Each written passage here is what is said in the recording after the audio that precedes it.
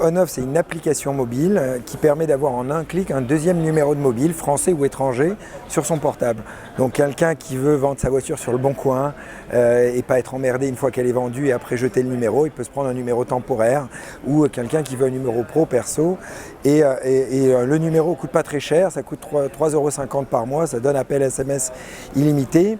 C'est vraiment pas mal parce que la boîte existe depuis 6 ans, on est à 45 sur cette activité, on fait à peu près $1 million par mois de chiffre d'affaires avec une grande croissance, on a 50 millions d'SMS par mois. Et j'ai eu la chance de lever 20 millions d'euros pour arriver à créer cette boîte qui est finalement un opérateur télécom, puisque pour vendre des numéros dans le cloud, parce que c'est ça la réalité, c'est une application qui vend des numéros en un clic dans le cloud, il fallait devenir un vrai opérateur télécom. Voilà. Et après on a plein d'offres qui sont lancées, maintenant la même chose pour les entreprises, en B2B, etc.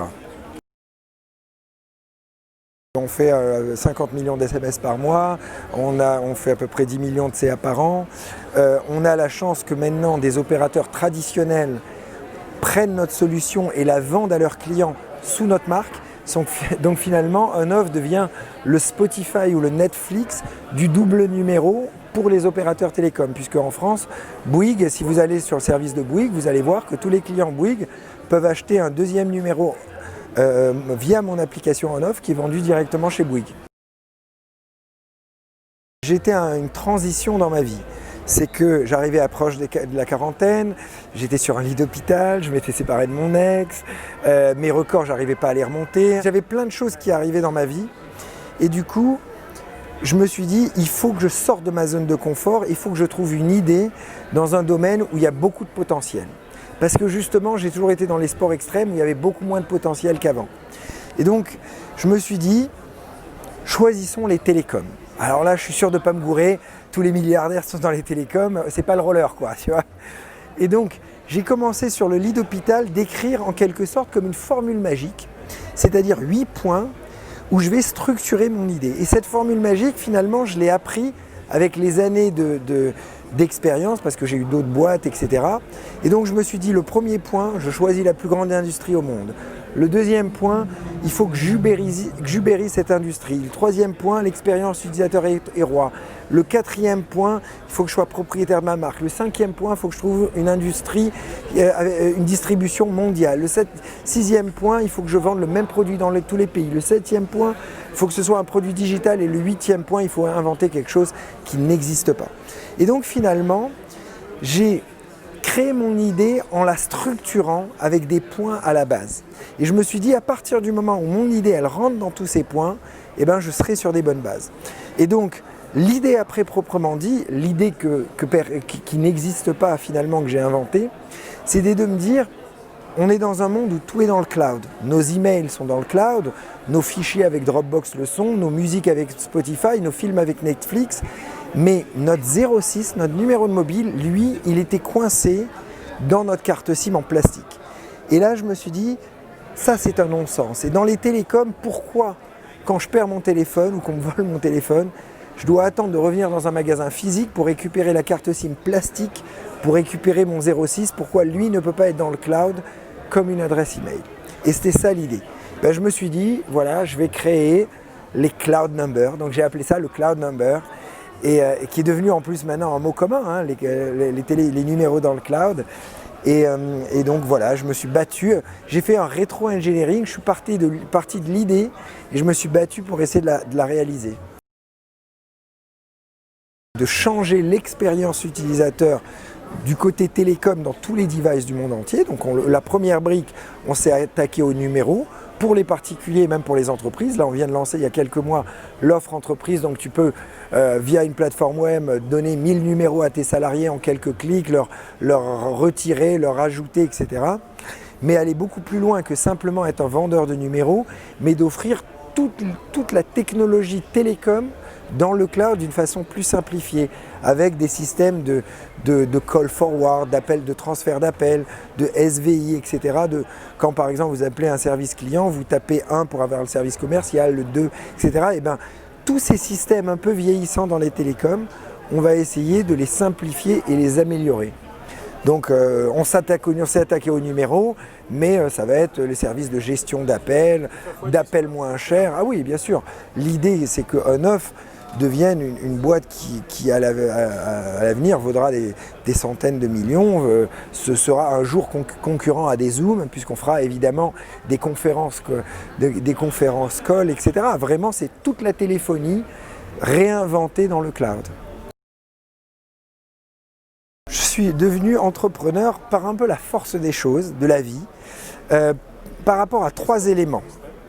Le premier élément, c'est que mes parents n'étaient vraiment pas entrepreneurs.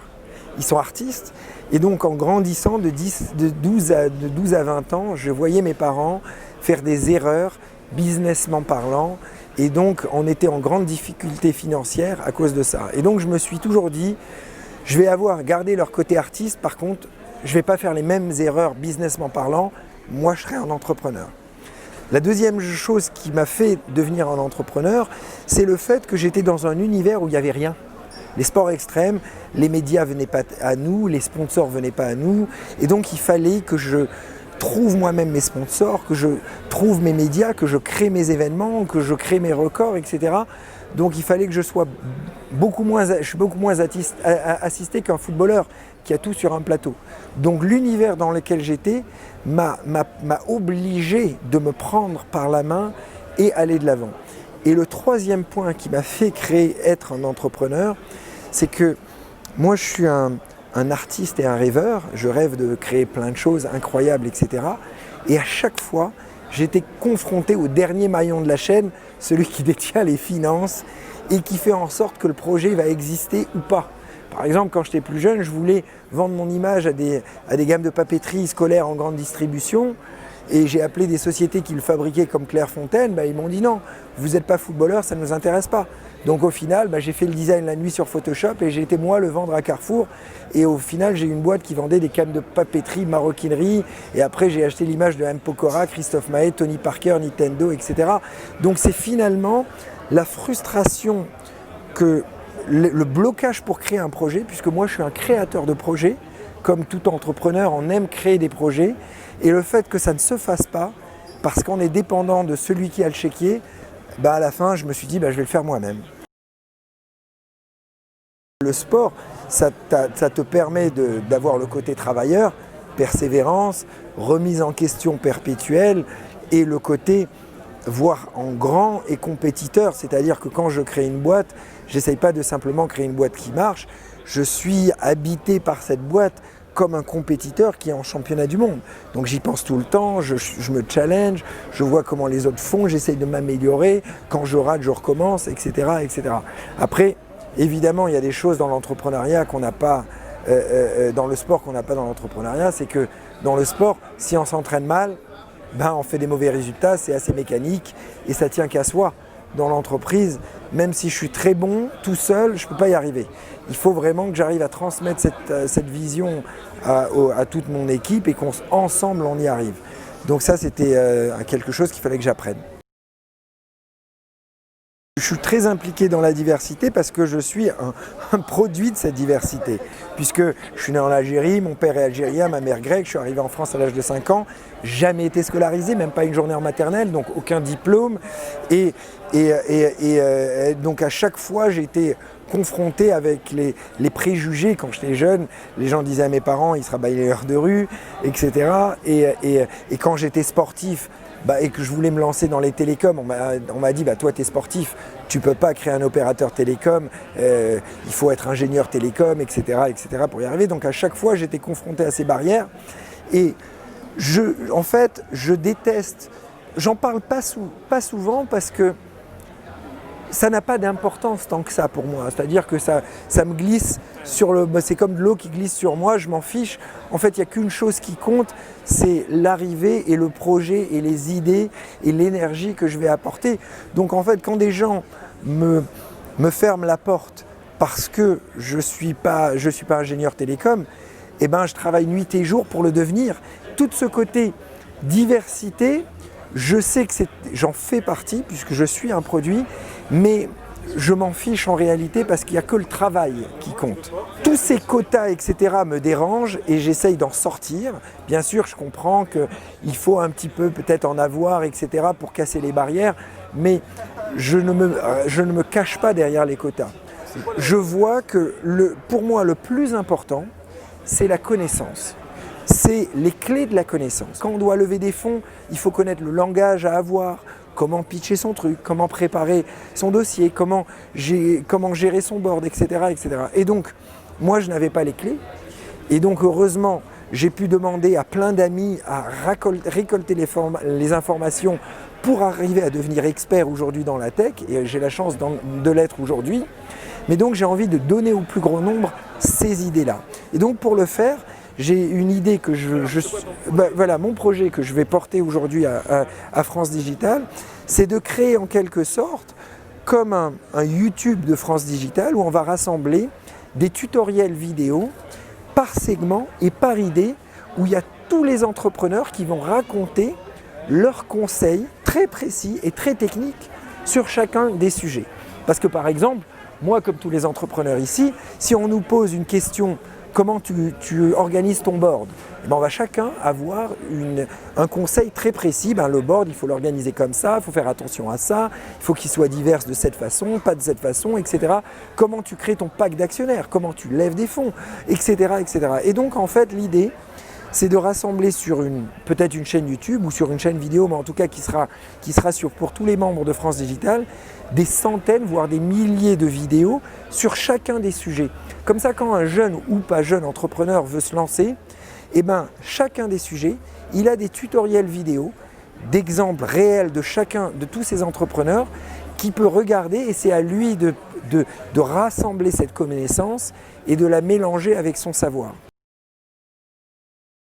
Je pense que c'est la passion.